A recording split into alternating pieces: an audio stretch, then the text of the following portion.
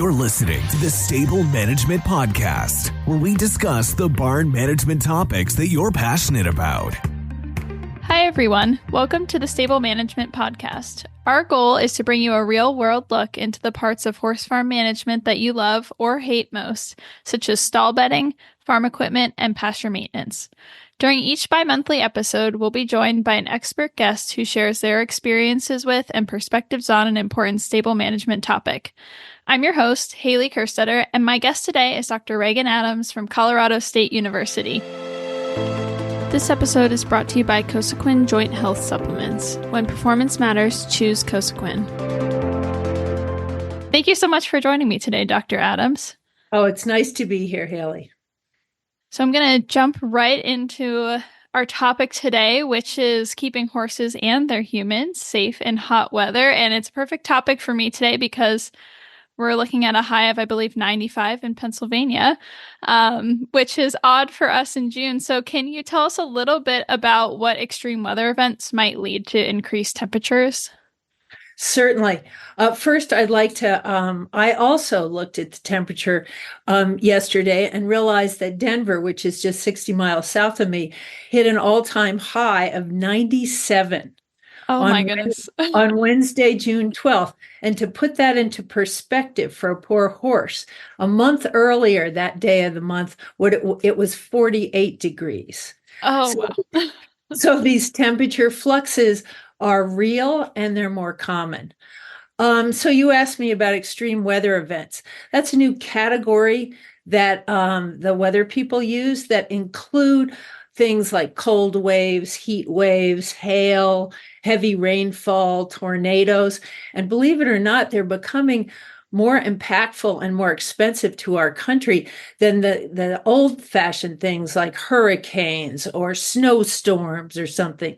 These very extreme weather events that oftentimes are local, quick, in and out, and cause huge amount of damages locally. So one of those things is heat, and we had it last week and have sent it to you this week. Yeah, I don't know if we appreciate that. I'm not quite ready for it. It goes the other way sometimes too, Hailey. Very true. So before we hop into horses, can you talk a bit about the dangers that hot weather might pose to the humans that take care of these horses? Well, what's so interesting is during our talk in the next 20 or so minutes, I'm going to say a lot of times that a horse, that what you do with a particular horse is how you evaluate it. And that's based on the fact that the horse handler is clear-headed, knows their animal, and is in good physical shape themselves. Well, if we've both been exposed, both the horse and the handler, to this extreme heat, we might also have forgotten to drink fresh water or become over-caffeinated and underhydrated, or are feeling a little mental fog ourselves. And in doing that, it is harder for us to make a clear decision about how our horse is doing. So I think it's really important. I mean, everybody's heard this now. You got to put on your own seatbelt before you save somebody else. You need to take care of yourself and make sure that you're making wise decisions. I was laughing with Hailey earlier this morning about how, I mean, if I'm a horse person, I'm trying to get to that horse show on time. I'm not concerned about how I feel. I need my horse to feel okay and for me to be on time. And so that oftentimes leaves me not thinking as clearly as I need to in the best interest of my horse. So I think that's just really important to remember, and too many horse people forget about themselves. Yeah, I know I've definitely been guilty of doing that a few times where I'm trying to get to a horse show. I know it's going to be a hot day, so I've packed extra water jugs for my horse, maybe some electrolytes for him, and a bath bucket to make sure I can sponge him off at least if there's not a hose to bathe him with. But all I've had is maybe some coffee, so I'm over caffeinated, definitely not hydrated, and I have the things for my horse, but I won't be very clear-headed in a few hours to think things through if I need to. Well, thanks for appreciating that. I think As horse people, we can all use a dose of that. Oh, we're important too. And we're important if we're going to do the best. Our clear mind is important if we're going to do the best for our animals. Yes, that's so true. So now that we've talked about caring for ourselves, which is rare for horse people, what are some of the dangers of hot weather for our horses?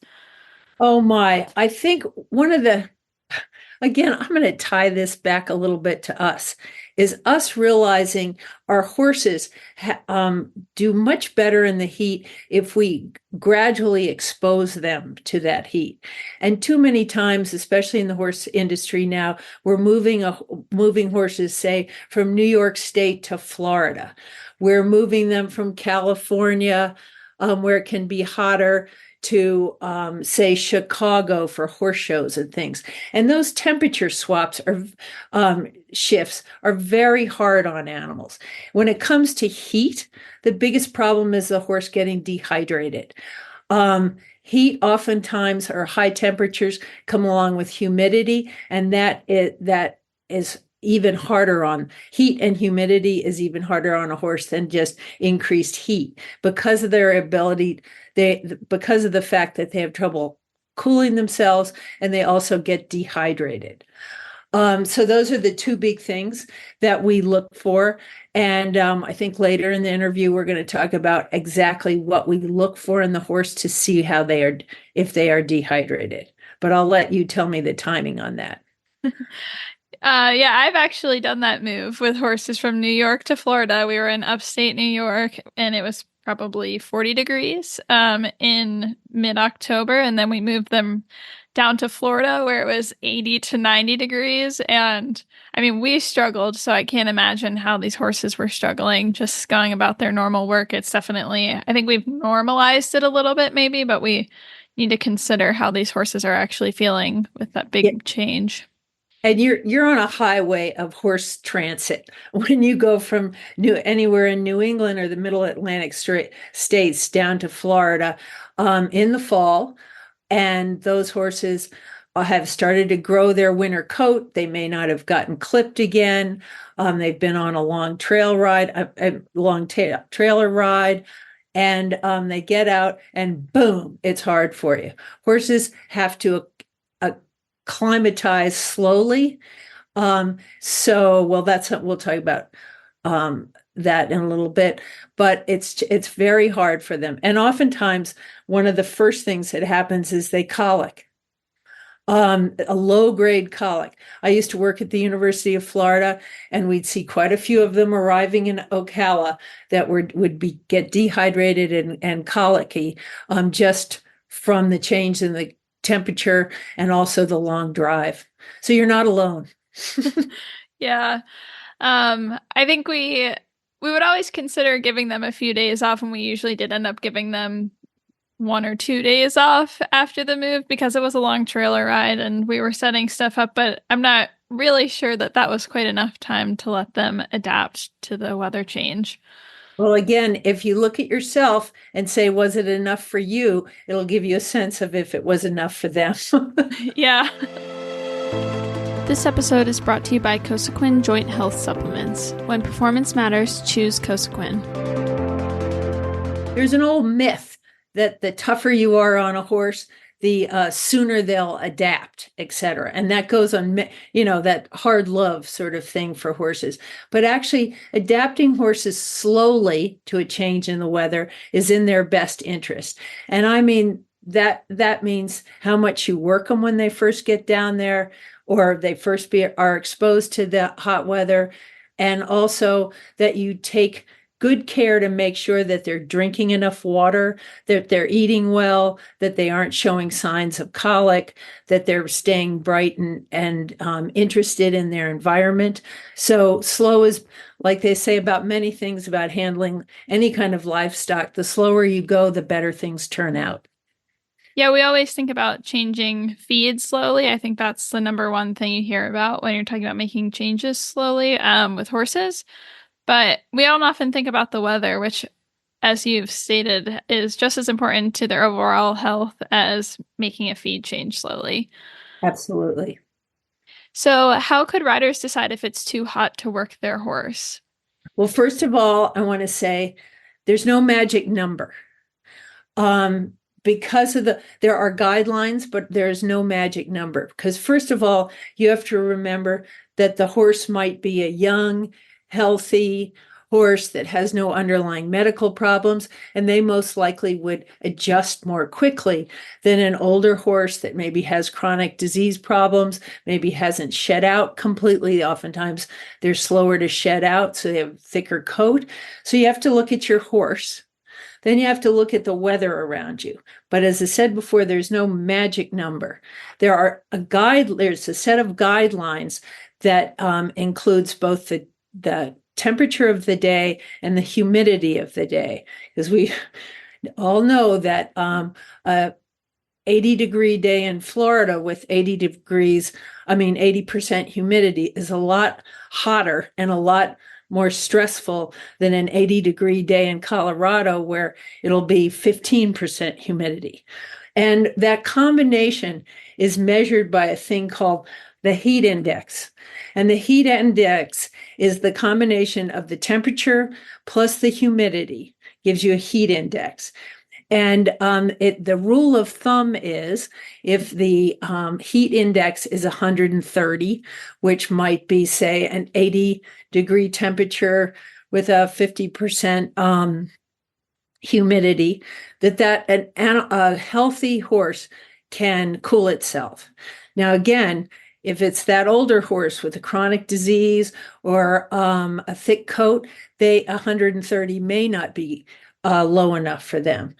But then when we're evaluating the heat index, 130 to 170, even a healthy horse will have a hard time controlling its temperature. And over 170 is a time in which horses have a very difficult time. So we have to help them be able to cool themselves during those kind of indexes. But again, the heat index is only an overall guideline, and you need to be able to look at your horse and see how your individual horse is doing. And we can talk about the details of that when you'd like. Yeah, I think that's interesting that you bring up knowing your individual horse. That's something that I'm pretty sure almost all of my guests so far have touched on in one way or another, is knowing what are your horse's signs, for being tired or being too hot, or, he's just not quite right. Maybe he's looking a little bit colicky, and every horse is different. So you really have to spend time observing your horse to understand what their normal is. Exactly. So my horses, I have 2 miniature horses and I have a thoroughbred, and my thoroughbred is only turned out overnight because he hates the bugs. He's a bit of a princess, as some thin-skinned thoroughbreds are, but my miniature horses, they're super tough and they live out 24/7 with access to shade under trees and a run-in shed.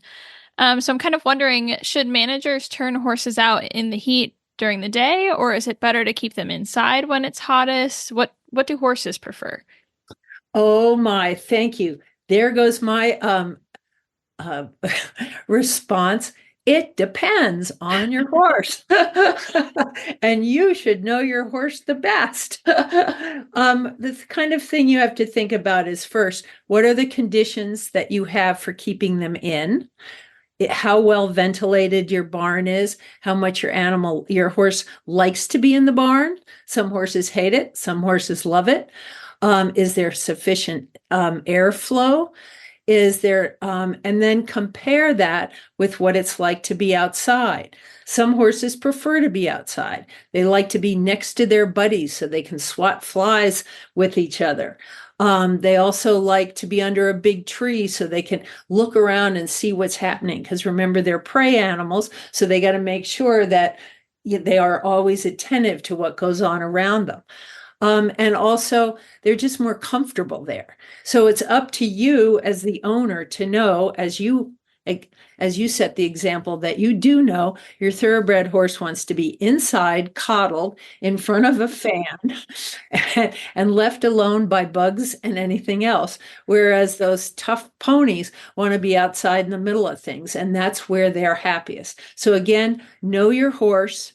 and know what the conditions are. I think one of the biggest mistakes about outside is sometimes people think they have plenty of shade for the animals, but in fact, after they feed and turn their animals out, 2 hours later, the sun's moved and they don't have any shade. So that's something you have to look at carefully. And similarly, what seems like that can be cool in the barn in the morning when you're feeding is awful midday because the sun pounds down on, say, a metal roof. So again, you have to be aware and paying attention to what's going on around your animal.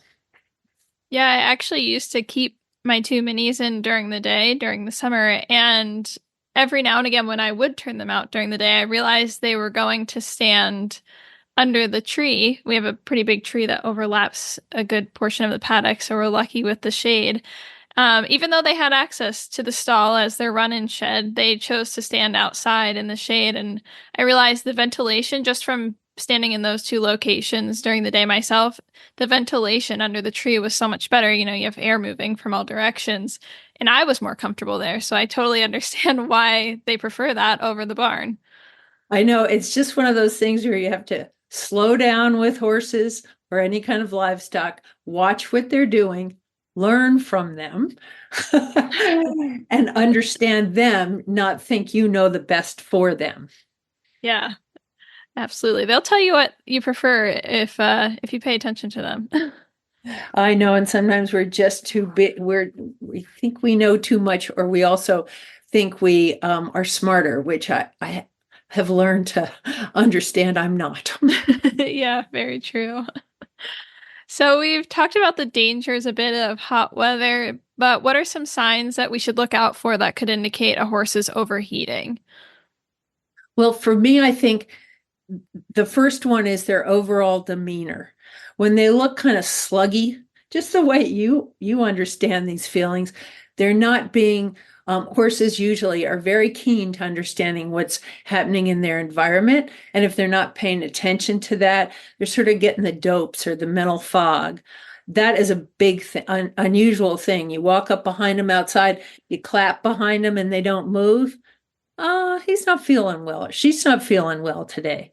And that's an animal that you should bring up and give a good exam to.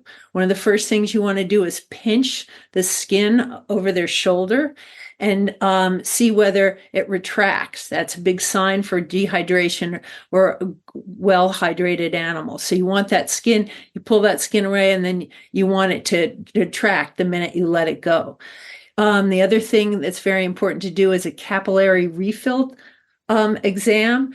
And that's when to use plain verbiage, you need to open the horse's mouth, take the pink skin above their teeth and squeeze it till it's white, and then let it go to see how long it takes for the blood to fill those capillaries or small blood vessels. And that capillary refill test should be less than 3 seconds, more like 2 seconds in a healthy horse. If it takes 3 seconds, over 3 seconds, that means the horse is dehydrating. And it's time to make sure that you can get some fluids into them.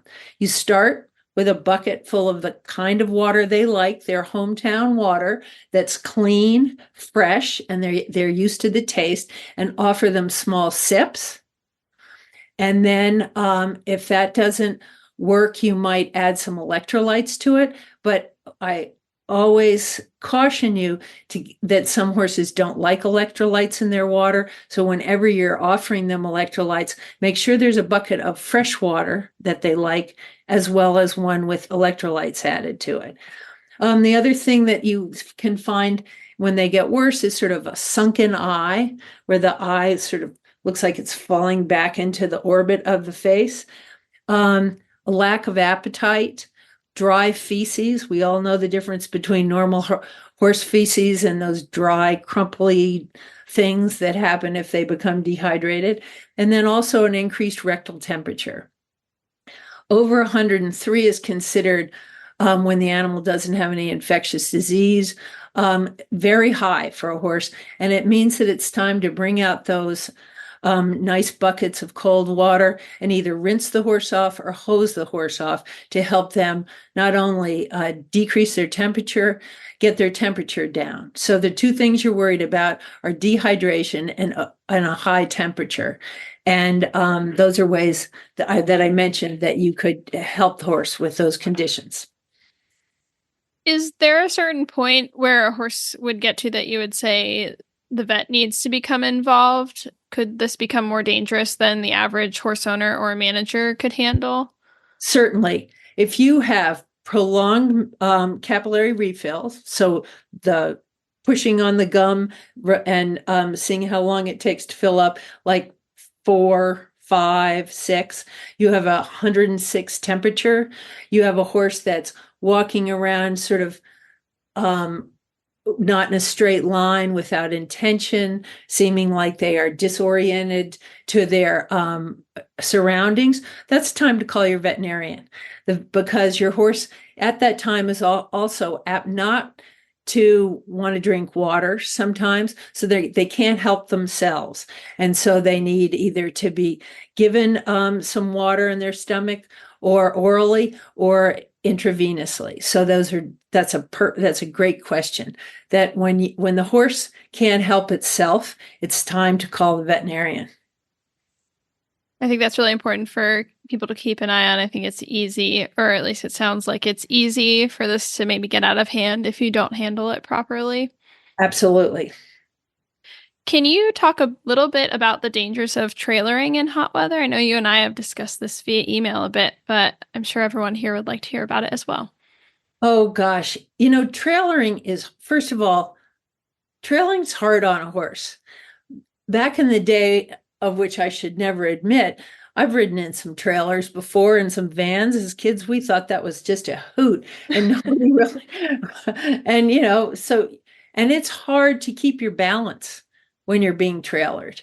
So for the horse, it's a difficult place to be when they, in a trailer on a good day.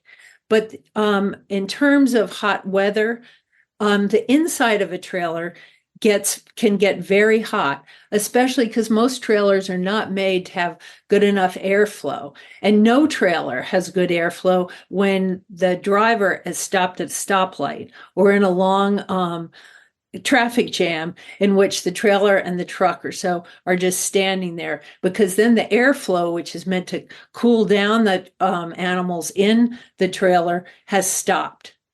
There are ways to put in sort of airflow in your increase the airflow in your trailer, but a lot of people don't think to do that.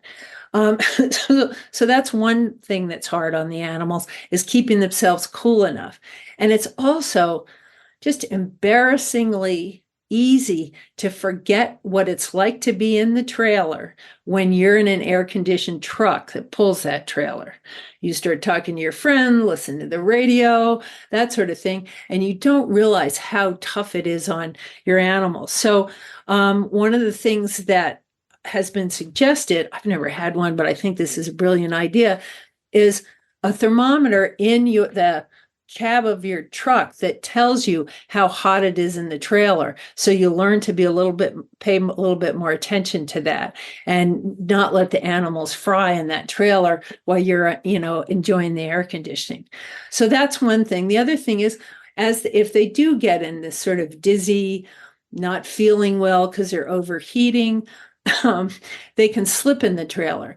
And it's just, all it takes is one quick turn that you do on the road, or them leaning on one set of their legs or another, and they just can all of a sudden flip, and nothing can be more awful than a horse that goes down in a trailer. So that's something we really want to avoid. It's really important that we keep thinking about how our horses are doing in the trailer, so they don't get in that position when they're dehydrated, hypoglycemic, not feeling well and strong, so that they don't go down in the trailer, because that's a whole nother crisis.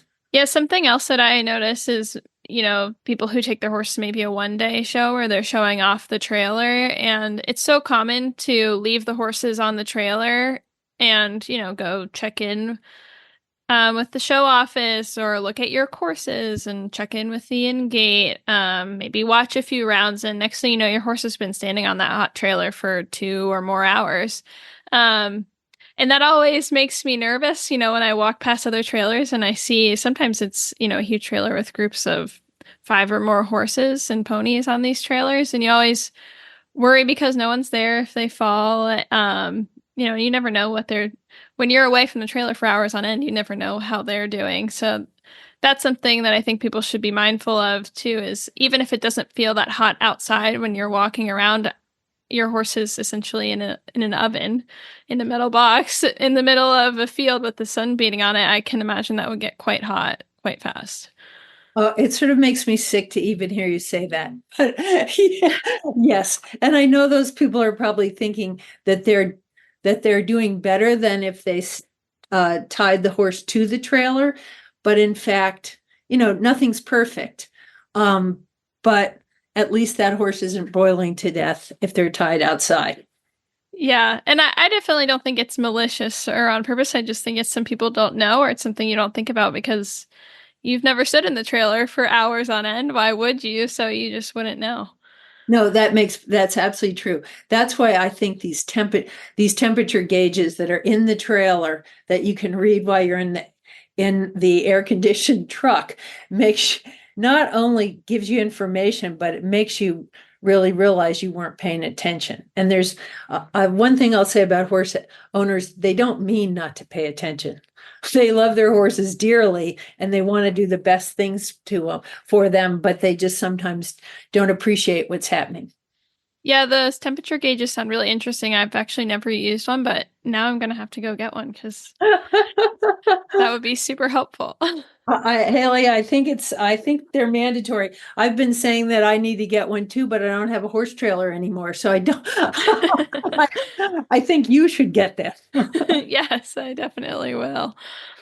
Unfortunately, we're already coming to the end of our time. So this is a question that I ask everyone about their respective topic. What is a common misconception that you hear about horse safety in hot weather?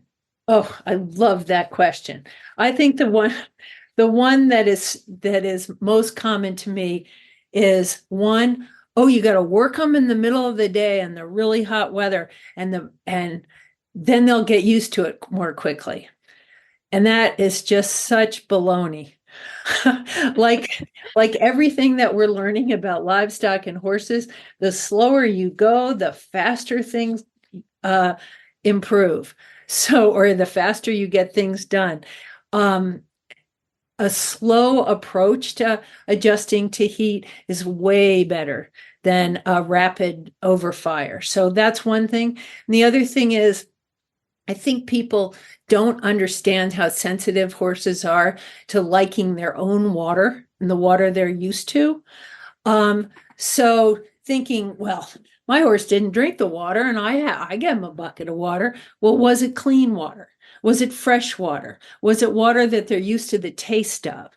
I suggest people always bring at least a day or maybe even 2 days worth of water with them if they're traveling with their horse, so that they can at first give them water they're used to the taste of and then slowly dilute it out as with the newer water as the time goes on, and they'll be more receptive to it. And then the other thing, of course, is that because people will think, oh, if my horse isn't drinking, they may not be thirsty.